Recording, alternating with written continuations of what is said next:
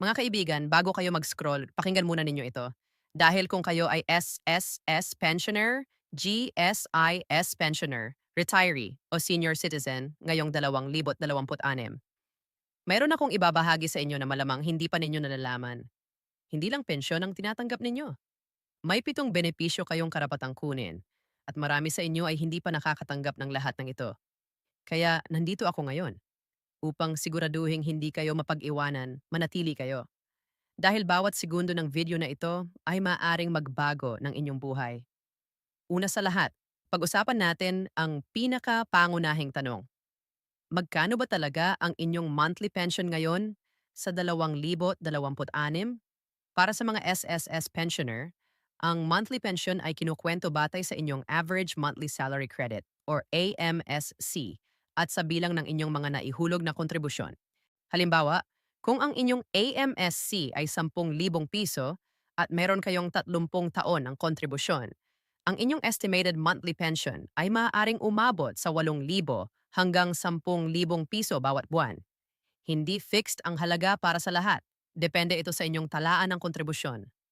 Para naman sa mga GSIS pensioner, lalo na ang mga naging government employee sa loob ng 30 taon o higit pa, ang monthly pension ay maaaring umabot ng 10,000 hanggang 15,000 bawat buwan o maging higit pa, depende sa inyong huling basic salary at sa bilang ng inyong mga taon ng serbisyo. Ang GSIS pension ay computed batay sa formula na inyong piniling mode, kung basic monthly pension o kaya ay ang tinatawag na graduated pension. Ito ang hindi alam ng marami. Ang inyong pension ay hindi lang basta numero. Ito ang bunga ng bawat araw na inyong pinagsikapan. Ito ang ginhawa na dapat ninyong matamasa ngayon. Ngayon, pag-usapan ho natin ang 7 benepisyo na dapat ninyong malaman ngayong 2026. Pakinggan ninyo itong mabuti. Una, ang monthly pension. Ito ang pinakakilala. Pero marami sa inyo ay hindi alam na may mga karagdagang adjustment na nangyayari taon-taon. Sa ilalim ng SSS, may tinatawag na Cost of Living Allowance Adjustment na nagdadagdag ng halaga sa inyong pensyon depende sa desisyon ng gobyerno. Siguraduhing updated ang inyong talaan sa SSS o GSIS para hindi kayo mapalampas ng kahit isang sentimo. Ikalawa, ang death benefits. Kung sakaling ang inyong asawa, magulang o anak ay pumanaw at sila ay miyembro ng SSS o GSIS, may karapatang mag-claim ng death benefits ang mga naiiwan. Para sa SSS, ang minimum death benefit ay 2,000 piso bawat buwan para sa qualified beneficiary o isang lump sum na maaring umabot ng 50,000 hanggang 100,000 piso o higit pa, depende sa kontribusyon. Huwag hayaang mawala ang benepisyong ito. Ginawa ito ang para sa inyo at sa inyong pamilya. Ikatlo, ang funeral benefit. Para sa SSS, may funeral benefit na nagkakahalaga ng 20,000 piso. Para sa GSIS, ito ay umabot ng 6,000 piso hanggang 12,000 piso. Kahit na kailanman nating pag-usapan ang ganitong bagay, mahalagang malaman ninyo ito ng maaga para handa ang inyong pamilya. May isa pang mahalagang update. Ikaapat na benepisyo. Ito ang sickness benefit. Kung kayo ay miyembro pa ng SSS at nagkasakit at hindi makapagtrabaho ng 6 na araw or higit pa, maaari kayong mag-file ng sickness benefit. Ang daily allowance ay katumbas ng 70% ng inyong average daily salary credit. Kahit pensioner na kayo at may part-time na trabaho pa rin, meron pa rin kayong karapatang mag-claim nito basta active pa ang inyong SSS membership. Ikalima, ang maternity benefit. Para sa inyong mga anak or apo na SSS member at makuriging ina. May 105 days na maternity leave benefit ang SSS na binabayaran ng hanggang 3,000 piso bawat araw or depende sa kanilang sahod. I-share ninyo ang video na ito sa kanila para malaman nila ang karapatang ito. Ika-6, ang disability benefit. Kung kayo o ang isang miyembro ng pamilya ninyo ay naging may kapansanan, may karapatang mag-claim ng monthly disability pension mula sa SSS o GSIS. Para sa SSS, ang minimum ay 1,000 piso bawat buwan. Para sa GSIS, ito ay depende sa uri ng kapansanan at sa talaan ng serbisyo. At ikapito, yan ito ang pinaka-importante na marami ang hindi alam, ang emergency loan at calamity loan. Ngayong 2026, Patuloy na nag-aalok ang SSS ng loan programs para sa mga miyembro. Ang SSS salary loan ay maaaring mag-abot ng 1 buwan o 2 buwan na average monthly salary credit ninyo.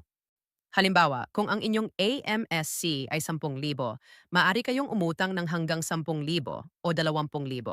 Para sa GSIS, may consolidated loan, emergency loan, at policy loan na available sa mga pensioner. Huwag ninyong palampasin ito. Pag-usapan natin ngayon ang tungkol sa mga loan deductions at offset. Marami sa inyo ay nagtataka kung bakit ang inyong pensyon ay mas maliit kaysa sa inaasahan.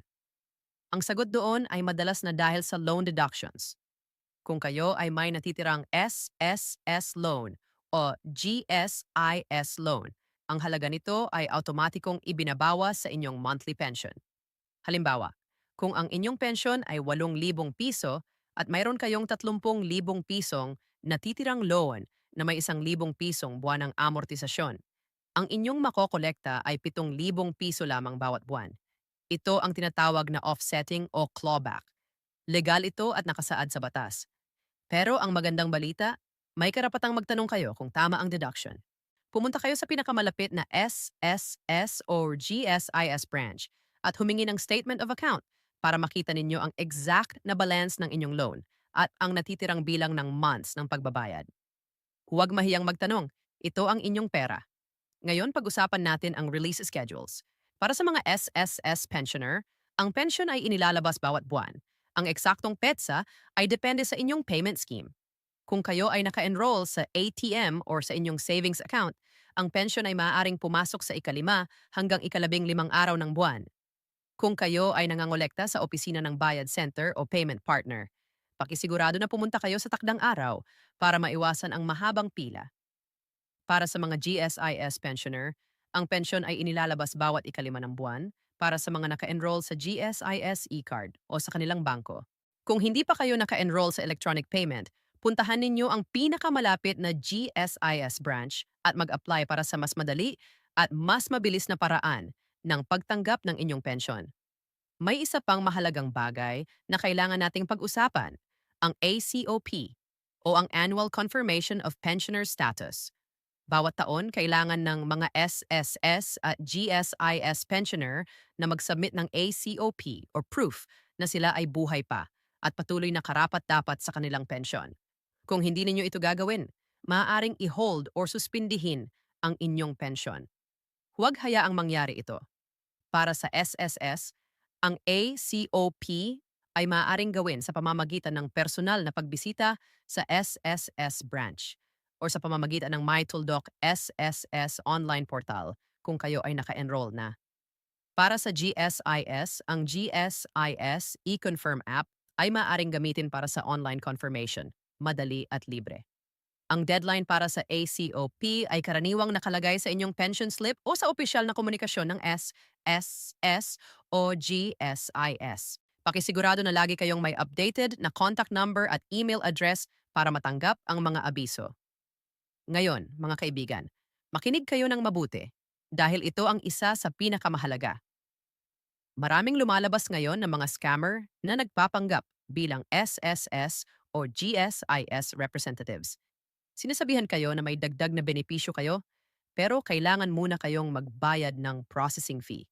O kaya ay nagpapadala ng mga text message at email na nagtatanong ng inyong personal na impormasyon at PIN number. Tandaan ninyo ito ng mabuti. Ang SSS at GSIS ay hindi kailanman hihilingin ang inyong PIN, ang inyong ATM card number, o ang inyong one-time password sa pamamagitan ng text o tawag. Kung may lumapit sa inyo na may ganitong alok, huwag payagan. Huwag ibigay ang inyong impormasyon. Agad na iulat sa SSS hotline or sa GSIS. Ang opisyal na SSS hotline ay 1455. Para sa GSIS, ang hotline ay 884747. I-save ninyo ang mga numerong ito sa inyong telepono ngayon. Para sa mga plano ninyong bumisita sa SSS or GSIS branch, narito ang ilang praktikal na payo. Pumunta ng maaga, sa pagitan ng alas 8 hanggang alas 9 ng umaga para maiwasan ang mataong oras. Magdala ng lahat ng kailangan, valid ID, pension slip, at anumang dokumento na may kaugnayan sa inyong concern.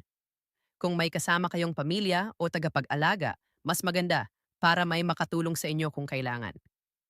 Kung hindi kayo makakapunta ng personal dahil sa kalusugan o distansya, maaari kayong mag-authorize ng isang pinagkakatiwalaang tao para kumilos para sa inyo. Pumunta sa SSS o GSIS branch para sa Special Power of Attorney form at ang mga kailangan na dokumento. Mga kaibigan, nais ko ring ipaalala sa inyo na ang inyong pensyon ay hindi basta regalo. Ito ay karapatang pinaghirapan ninyo sa loob ng maraming taon. Bawat buwan na naghulog kayo ng kontribusyon, iniingatan ninyo ang inyong kinabukasan. At ngayon, ang kinabukasan na iyon ay narito na. Hindi kayo nag-iisa sa paglalakbay na ito. Milyon-milyon ang katulad ninyo sa buong Pilipinas na umaasa sa bawat piso ng kanilang pensyon. At sama-sama tayong nagsisigurado na ang bawat isa sa atin ay makatatanggap ng tama, buo, at nasa oras. Huwag hayaan na mayroong sinusuhulan ang inyong karapatan. Huwag hayaan na may magtago ng impormasyon sa inyo. Ang video na ito ay ginawa ko para sa inyo, para siguruhing informed kayo, protektado, at handa. Kung nakatulong sa inyo ang video na ito, pakiusap na ibahagi ninyo ito sa inyong mga kaibigan, sa inyong mga kapwa pensioner, at sa inyong mga mahal sa buhay. Maaaring may isang taong nangangailangan ng impormasyong ito ngayon, at ang isang share ninyo ay maaaring malaking tulong sa kanila. I-subscribe na rin kayo sa aming channel at i-click ang notification bell para lagi kayong updated sa mga pinakabagong balita tungkol sa SSS, GSIS at lahat ng benepisyong para sa inyo. At bago ako magtapos, nais ko lang sabihin sa bawat isa sa inyo, salamat sa inyong lakas, sa inyong pasensya, at sa inyong tiwala. Ang buhay ninyo ay puno ng pagmamahal at serbisyo, at karapat-dapat kayo sa bawat benepisyong darating.